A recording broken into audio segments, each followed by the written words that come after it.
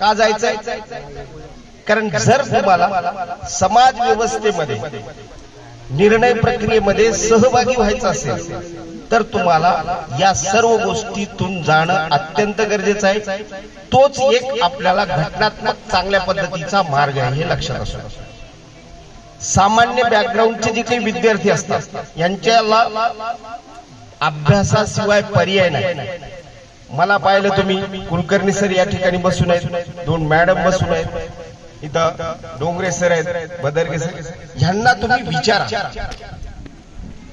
हे आजूबाजूला तुमच्याकडे हे प्रेरणा स्थान आहे हे लक्षात असू द्या. या सर्व प्रेरणा आहेत, जोपर्यंत तुम्ही त्यांच्यापर्यंत जाणार नाही तोपर्यंत तुम्हाला या सर्व गोष्टी मिळणार नाहीत हे लक्षात असू द्या. आणि आपली प्रेरणा शोधण्यासाठी फार दूर जाण्याची गरज नाही. तुमच्या महाविद्यालयात, तुमच्या आजूबाजूमध्ये, वेगवेगळ्या परिसराच्या कुठेतरी असे लोक आपल्याला आपोआप सापडतात. महाविद्यालयात वेगवेगळ्या विषयाचे प्राध्यापक असतात. प्रत्येक प्राध्यापक आपापल्या विषयामध्ये तो एक्सपर्ट असतो. त्यांच्याकडे भरपूर अशा स्वरूपाचं ज्ञान असतं, त्यांना द्यायची इच्छा सुद्धा असते, परंतु विद्यार्थी घेत नाही. पिरियड म्हटलं तर पळून जातात, मिस करण्याचा प्रयत्न करतात. अभ्यास करताना सुद्धा एवढा इंटरेस्टने अभ्यास करत नाही. परंतु तुम्ही हे लक्षात घ्या, बीए चे सर्व पुस्तकं जर आपण चांगल्या पद्धतीने फॉलो केले तर हे कौशल्य तुम्हाला सहज शिकता येतात. मग आपण पुढचा भाग लक्षात घेऊ. किती झाले आपले कौशल्य? 4. कोणकोणते? A B C D E. आता ई म्हणजे काय हे सांगता आलं पाहिजे तुम्हाला. मग माझ्या एवढ्या व्याख्यानाचं ते फलित होईल.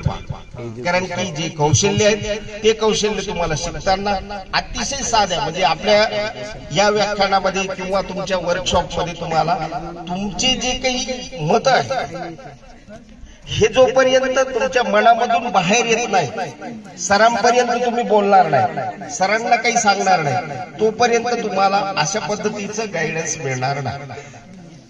प्रत्येकाला तुम्हाला यशस्वी होण्यासाठी हे जसं आपण आता म्हटलं जातं, नवीन एज्युकेशन जी पॉलिसी आहे याच्यात फक्त आणि फक्त कौशल्य तुमच्या याच्यावर भर दिलेला आहे.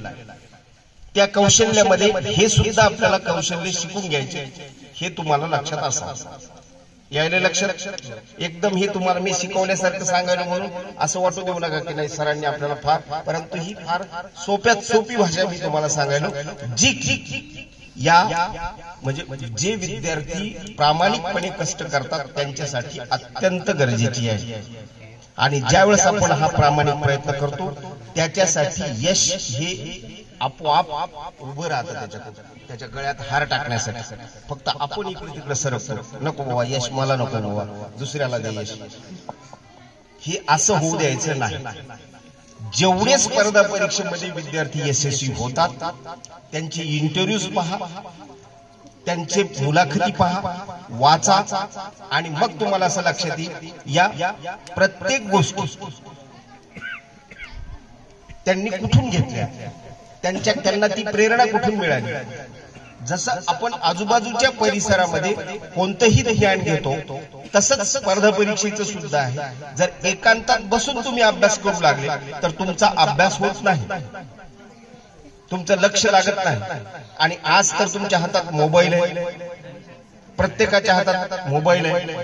प्रत्येक जण तुम्ही 2, 3, 4 तास तरी मोबाईलवर घालवत असतात.